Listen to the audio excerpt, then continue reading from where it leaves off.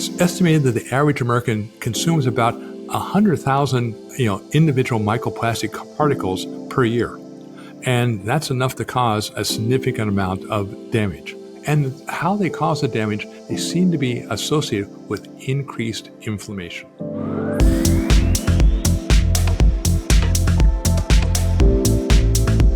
Hello and welcome to the Wellness Zone podcast, where we discuss the science of wellness, metabolism, and the dietary pathways to maintain them. I'm Mary Perry, and I'm here with Dr. Sears. And this week's topic builds on one of our most popular recent YouTube videos, where we explored the dangers of Teflon and forever chemicals. Now we're taking a deeper dive into the hidden threats of harmful chemicals and microplastics and the impact on our health. So Dr. Sears, let's kind of start just with the basics here. But what exactly are microplastics? Well, as the name suggests, they're small pieces of plastic. Makes Now, sense. how small? Very small, usually about the size of a bacterium or even a virus. And as a consequence, they're very easily can enter our body. Now, where do you find them? Everywhere. They've been increasing in our environment exponentially over the last 50 years. So it means our water supply is contaminated with microplastics, and anything we use that water supply for, like growing vegetables, or feeding animals, they too are also contaminated with microplastics. So you can run, but you can't hide. It's estimated that the average American consumes about 100,000, individual microplastic particles per year. And that's enough to cause a significant amount of damage. But there's more. They also come from anything that contains plastic. Again, this could be linings of metal cans. That's why metal cans usually have a metal taste. They line the inner part with plastic.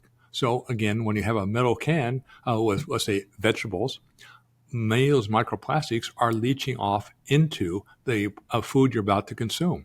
But we also know they're associated with obesity, heart disease, and diabetes because they're also endocrine disruptors. What hormones? That means they disrupt hormones, and which ones? Estrogen, testosterone, and insulin. And how they cause the damage, they seem to be associated with increased inflammation. So, Dr. Sears, when we've talked a lot about omega-3s, we talked about PCBs and how once they get in the body, they're not coming back out. Do you think microplastics are the same? The answer is probably yes, because again, the very small size, and they can sit there and basically be now generators of inflammation for basically the rest of the functional life.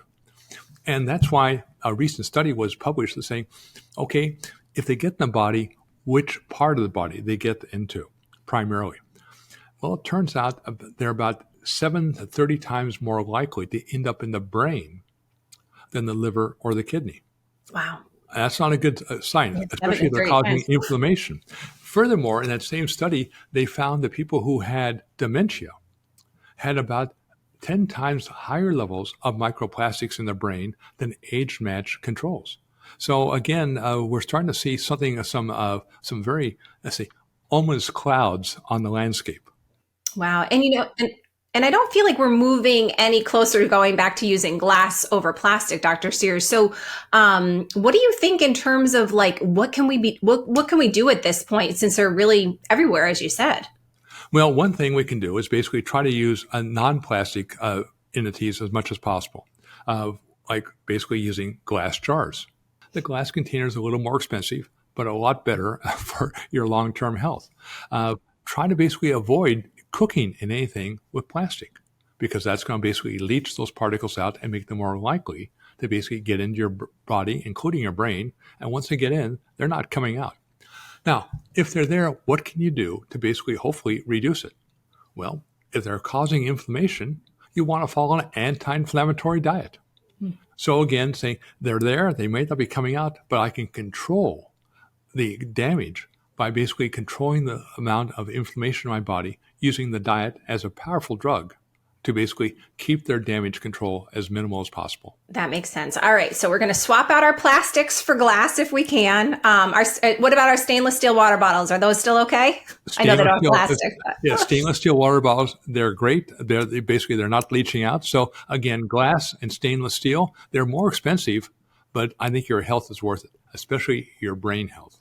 So, Dr. Sears, we talked about glass and our stainless steel, but let's talk a bit more about cooking. So, in the YouTube video that we referenced at the start, we talked about Teflon. So now people might be wondering, what really is the best way? We can't cook in plastic. What about our pans? What do you recommend? Well, again, in 2014, the chemical used in Teflon that basically is released by high heat was banned. Unfortunately, most of us have Teflon pans before 2014. I know I have mine from Yeah, 20 years ago. So good rule of thumb, just don't use Teflon pans. What's the best pans to use?